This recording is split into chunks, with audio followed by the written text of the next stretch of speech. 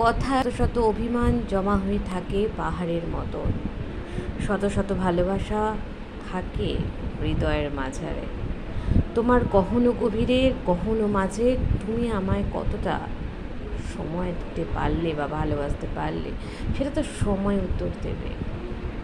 আর যে ছলনার মাধ্যমে তোমাকে ইউজ করে ছুঁড়ে ফেলে দিয়ে চলে যায়, সেটা ভালোবাসা ছিল না, সেটা ছিল কেবলই ছলনা, স্বার্থপরতার, টাকার জন্য মোহময় ভালোবাসা।